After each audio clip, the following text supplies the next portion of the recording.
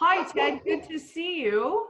I'm so happy that you were able to do this Zoom call with me and tell us a little bit more about what you're doing in Guatemala.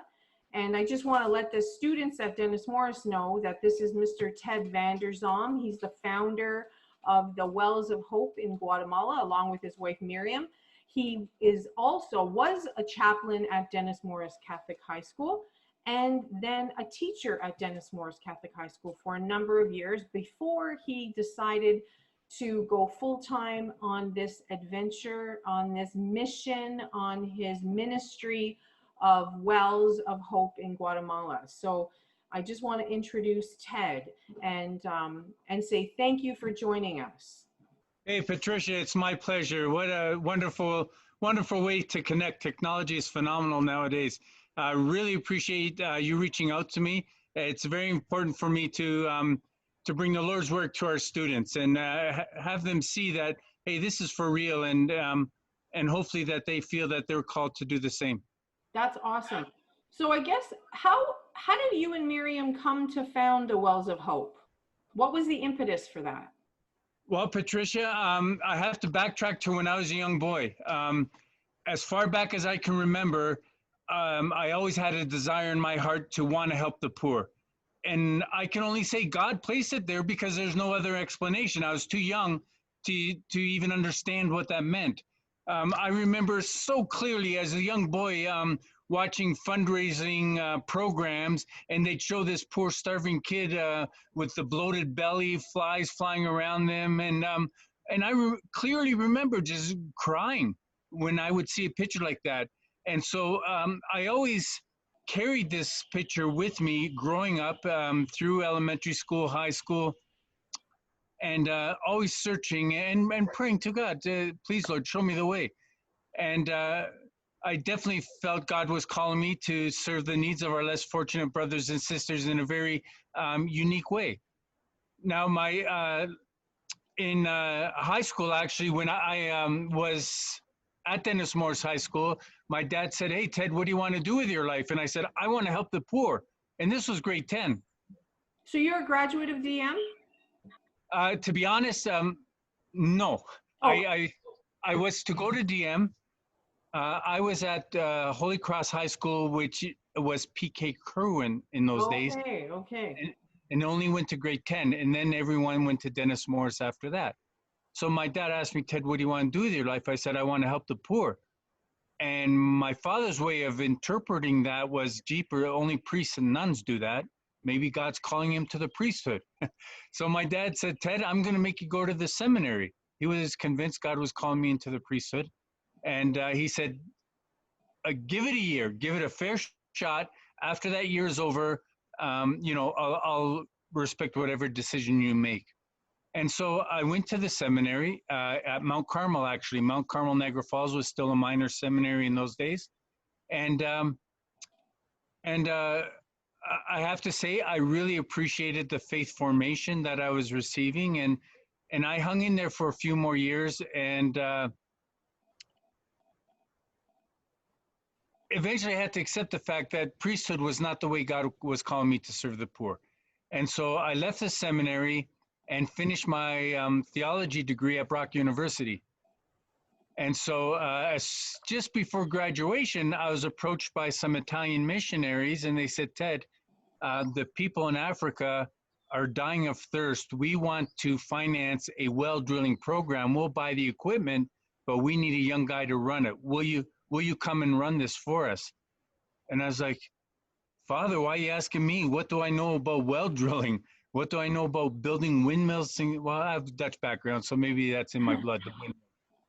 But Father's answer was very simple to me. He said, Ted, trust in God, just come. And so I did. I didn't even wait for graduation. I wrote my final exam and jumped on a plane and went to Tanzania, East Africa. And they said, okay, Ted, here's the drilling equipment. Like, what? And okay, here's a key. It starts an engine. And okay, what does this lever do? What does this lever do? And I basically taught myself to drill wells and ended up spending 10 years in Tanzania, where I met my wife-to-be, Miriam. Miriam was a volunteer from Italy. and we met in Africa after 6 years. We married and went back for 4 more years as man and wife. And when our first child was 1 year old, she was born in Tanzania, then we had to seriously think about finances. Once a child comes on the scene, the program changes a bit. So Miriam agreed to come live in Canada. And that's when I entered the chaplaincy position and then went to night school and got my teaching certification. And while I was teaching at Denis Morris, Miriam and I were approached by people from Guatemala, and they said, basically, please, Ted, can you do for us in Guatemala what you did for the people in Africa? Wow. And we had 4 little kids at that time, 3 still in diapers. We have 5 children, but at that time when we were asked, we had 4. And we kind of looked at each other and said, how can you be asking this of us? You know, don't you see we have 4 little kids running around? But our experience in Africa taught us already that with God, what seems impossible to you and I, with God becomes possible. And we couldn't deny that. When I see how much I learned in Africa, things I never knew I had the gift and talents to do, drilling wells, building windmills. When I went to Tanzania, it was a 3-year commitment. You didn't go home for 3 years. And then you were able to go home and come back. So after I finished my first 3 years, and I learned to speak Kiswahili, I learned to drill wells, I learned to build windmills. And the father said, Ted, you're coming back for another 3 years. I said, are you kidding? Of course I am. It took me 3 years just to learn how to do everything. Now I feel I can really kick some butt. Sure, I'm coming back. So they said, great. While you're at home, get your pilot's license. We need an airplane down here. In Tanzania, there's 2 seasons, a rainy season and a dry season. And in the rainy season, it rains so much, all the dirt roads are basically rivers. So all the mission outstations were cut off for months at a time. The hospitals were cut off, everything was cut off. So the fathers wanted to raise airstrips at every outpost so that they could fly in doctors and patients and things like that. So they asked me if I would get my pilot's license. And already with another 3 years of experience, that with God, what seems impossible does become possible. I said, sure. I went to Niagara District Airport in St. Catharines. In 6 weeks, got my pilot's license and flew with another guy. We flew a single engine Cessna from St. Catharines to East Africa. Wow. And then I was also added being a bush pilot to the list of incredible things that God allowed me to do, basically gifts and talents that I never would have discovered if I didn't say, yes, Lord, here I am. Here I am. But your main objective started out in Guatemala as drilling wells and providing fresh water, but you have expanded your ministry tremendously.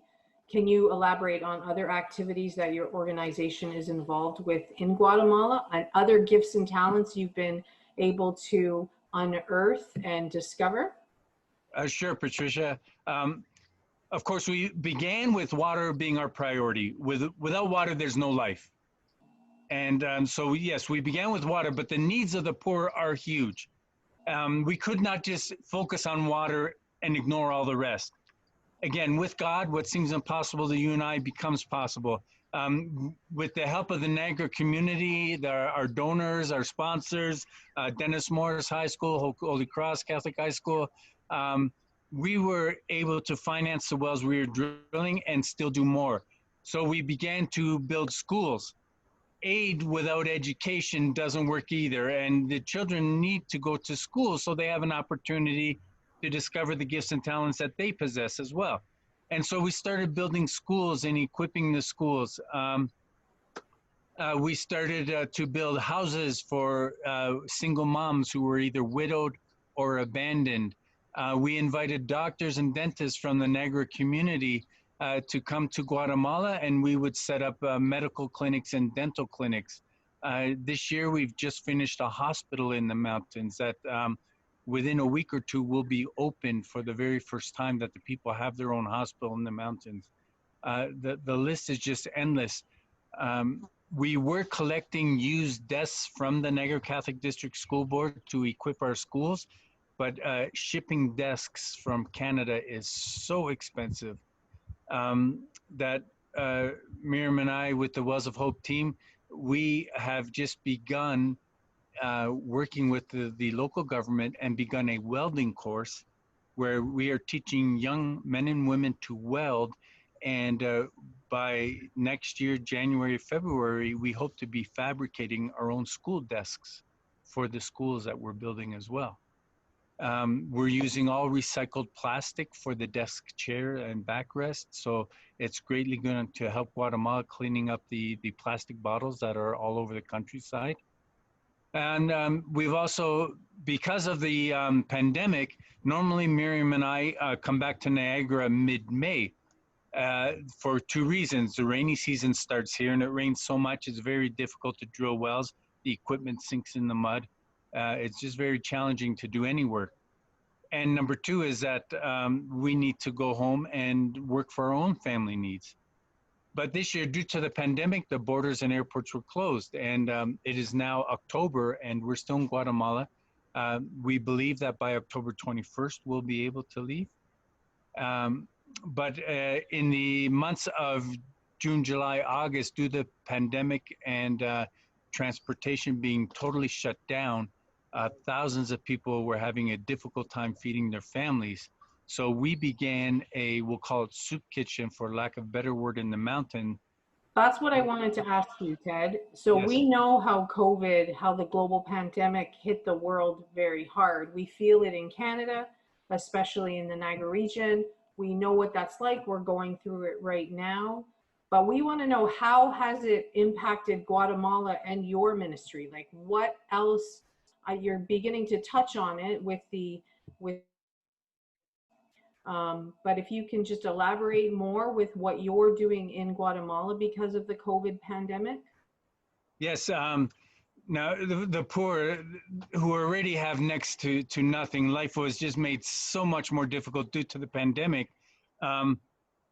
They would take buses and hire themselves out to plantations, to other factories for just slave labor, but at least to get a few pennies together to feed their families. But when the pandemic hit, all transportation was shut down and all movement was shut down. Everybody was housebound, quarantined, I guess, as we would be in Niagara when the region closes down. And so the poor who already had nothing now had no means of even getting those few pennies together to feed their families. So it was so difficult. Many other people would walk mega kilometers to our camp and just beg for food. And our camp isn't set up to feed all these people. So again, it seemed too huge to undertake. And it reminded me of the gospel story of Jesus feeding the thousands. All these people were following Jesus, and it was getting late, and the apostles said, Jesus, should we send them away? There's way too many for us to feed. And I was kind of feeling that so many people coming to the gate asking for food, the easy way out would have been, oh, we can't send them away. And Jesus said, no, tell them to sit down. And with God, the seemingly impossible became possible, where the thousands were fed. Well, So rather than send the people away, Miriam and I, we went to the bishop's office and spoke with the pastor of the mountains, and together with the pastor of the mountains and the local government, we formulated a plan, and we built a feeding center in the middle of the mountains. And by the end of putting everything together, we were feeding 2,000 people a day, every day for 3 months. And so that was a huge help, where literally the people receiving food were in tears, never expecting such a help, and just thanking us over and over and over again. They had no idea how they would get through this difficult time. Now, because the people of the mountains are mostly campesino farmers, that means they live off the food they grow. The rainy season, everybody grows their own food. And so the rains are just ending and people are starting to harvest the food. So they're not relying on supermarkets like we do back home. most of the people grow their own food that they will eat for the next months. So we've been able to pull back on the nutrition center and just feed some of the elderly, most desperately poor. But most people are now able to start feeding their families from the crops that they planted during the rainy season. But when you're drilling wells, you're drilling in areas where people have no access to water. Yes, they have no access to water. Women will walk easily 2 to 3 kilometers to get a bucket of brown, dirty, bacteria-infested water, a little creek or stream that would be running through the bottom of a mountain somewhere, or a swamp, literally a swamp, where animals go in to drink, where people use to bathe themselves, and that's the same water that they have to drink. And of course, you don't need to be a doctor to understand when you drink, that'd be the equivalent of someone in Niagara going to the ditch at the side of the road and just drinking water from the ditch. You know what's going to happen to you. And the children, especially the dirty bacteria infested water, really affect the children, and many will pass away from dysentery. But now that we're drilling wells in the communities, it's multifaceted win-win situation where it is a lot of work and it costs a lot of money, but in the end, it is nothing compared to the help that it gives the people. Number one is the women never have to walk for water again. I can tell you a story. There's an instance that this woman, when I'm in a village drilling a well, the communities, they feel somehow they have to pay me. We don't ask for anything, right? And they feel, no, they somehow need to thank us. So the community organizes themselves that every day one family will bring me lunch. And I feel like a schmo. I don't need them to bring me lunch, but I also know is I need to allow them to be generous. They want to give, and I can't refuse that. So the average Guatemalan family may eat meat once a month. And every day for lunch, I would have some kind of meat. And that would mean that family, their month's portion of meat, every day the family gave up that month's portion of meat for myself. It was so humbling. After I drill a well, we have to do a pump test to see how much the volume of water, how much water the well will give so that we can put the appropriate pump in the well. So when we do the pump test, what we do is we equip the well with a pump, and the water just flows freely out of the well, being pumped up, and it flows for 24 hours. And then we do our measuring to be able to figure out how many gallons per minute. So during this pump test, the water was flowing, and of course the whole village was there, right? Just watching this water, never believing that they've been walking across this ground all their lives and there was water underground. Mind you, it's over 1,000 feet deep, but still, this pure, clean water coming out of the ground. And many people come with their buckets right away so that they could bring the clean water home. And this one particular pump test we were doing in a well, and this woman, her name was Maria, she was crying, and I said, Maria, what's wrong? And she said, Ted, I never thought I would see the day. I go, Maria, what do you mean? She goes, Ted, I gave birth 14 times. I go, but I was kind of surprised because Maria was one of the women who brought me lunch, and I usually converse with them to see, their background and stuff. And I knew Maria had 7 children.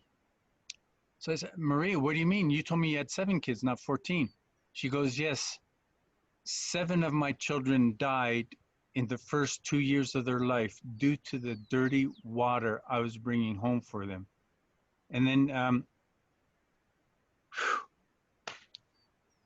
she starts to cry. And she said, Ted, every day I blame myself for my children not being alive because I brought that dirty water to home. And because of you, my children will never have to feel the guilt that I feel each and every day of watching my children die because of the dirty water I brought them. Because of you, my girls will never have to walk for their water again. Because of you, my girls will never feel the pain in their back that I felt each and every day carrying that bucket up the hill. It was just so moving, and it's experiences like that, testimonies like that, that just make all the hard, difficult, challenging work just so worthwhile. And this is just Maria who articulated, but pretty well every family was in the same situation. So Every the wells we drill are life saving. They are life saving, Yes. and I don't think it can be said enough at how important it is that you get support. And most of your support, I believe, comes from Niagara area, Canada. I know there's a few different people. Scott Maxwell, a former teacher at Denis Morris, is very involved in the Wells of Hope. But I guess I just wanted to know, how does it make you feel that Denis Morris students, your former school where you were employed for so many years, walk the pilgrimage with the intent of raising funds to support your ministry? And they'll probably never know the feeling of walking with a bucket of water on their head. But how does it make you feel knowing that Denis Morris students and the people of Niagara, I guess, are helping with your ministry? It is our ministry. We are all called. We're all called in different ways. So scripture calls each and every one of us to, Jesus himself said in Matthew 25:31-46, when I'm hungry, give me to eat. When I'm thirsty, give me to drink. When I'm naked, clothe me. When I'm lonely, come visit me. And the apostle said, well, Jesus, we're with you every day. When did we see you hungry, thirsty, naked, or lonely? And Jesus answered, whenever you do it to the least one of these, it is as if you have done it to me. So it's a call that we are all given as believing Catholics, as Christians. We have to embrace that call. It is not the poor that we're helping, but every person that comes to the gate, it's Jesus. And he's saying, I'm hungry. My children are hurting. I need clothing. My kids have to go to school. We are all called to respond. And God has already blessed each and every one of us with the gifts and talents that we need to respond to Matthew 25. Our challenge is, do we have the faith to say, yes, Lord, here I am. Show me the way. And if you step out of your comfort zone in faith, God will, as he has with me, allow me to discover the gifts and talents I never knew I had, and has allowed me to be able to be the hands and feet of Christ here in Guatemala. But to know that the students of Denis Morris Catholic High School are participating in pilgrimage, to me, it's the perfection of creation. We are all called. Matthew gives us the same call, each and every one of us. But not everybody's called to be a well driller. Not everybody is called to fly an airplane, but we are all called. And the way the students at Denis Morris are called at this time is to be a part of pilgrimage. And it is through being a part of pilgrimage, they will allow us to be the hands and feet of Christ here in this most needy of situations in Guatemala. So when that leads me, I guess, to a very important point. There may be students out there that right now aren't interested in walking the virtual pilgrimage. This year it's a little bit different. They're walking on their own time, walking, running, riding their bike, but doing something to raise money. What can you say to them to change their mind? What do you think that, what words of advice, of wisdom, of your truth, of the truth of the Gospels that you could say that may encourage them to get out of bed Sunday morning? God has already blessed each and every one of us with all that we need to become the best version of ourselves. And the best version of ourselves is intrinsically tied with how great we are willing to go out and love our neighbor as ourselves. So if we want to rise and be all that God has created us to become, we need to take on the challenge. We need to put ourselves second and our neighbors first. And when we do that, we once again start discovering things about ourselves that we never knew we had. And we start feeling the love of Christ within our own heart, and it empowers you. It helps you to believe that, yes, with God, I can do anything. And God, he has already gifted so many Denis Morris students. Some will be financially successful. Some will be just the barrage of gifts and talents that each and every person has. But God has blessed you with these gifts and talents to help you become the best version of yourself. And pilgrimage is one of them. And there are children's lives who are depending on whether or not you get out of bed today. And I really hope that the pandemic will allow that next year, that some Dennis Moore students, as they have in the previous years, are able to come to Guatemala and see for themselves the brothers and sisters that they are helping and the wonderful things that pilgrimage has allowed us to do over all these years. That's amazing. We hope that we can get there too. It was our dream to go this year. Unfortunately, the pandemic has changed a lot of things for everyone. So, Ted, any final remarks? Anything that you think would be important for us to know before we say goodbye to you and end our call? God is waiting. God is waiting. He has once again gifted each and every one of us, and we have potential to do great things in His name. The question is, do you have the courage to rise up to the greatness that God is calling you to, and allow pilgrimage to be the next step in your step to greatness? Thank you so much for taking the time today to be with us, to um, share your story, share your passion, share your gifts and talents. Your baptismal promises are being fulfilled in Guatemala and everywhere that you've shared yourself and your family. So thank you so much. God bless you. We hope that we see you in Guatemala very soon. Um, and it's been my utmost pleasure to meet you this way, and hopefully we'll meet you face to face very soon. Patricia, thanks so much, and thanks to the entire Dennis Moore staff and student body, anyone who has anything to do with pilgrimage, and thank you for your continued support and prayers. We'll see you soon. Awesome. Great. Thank you so much.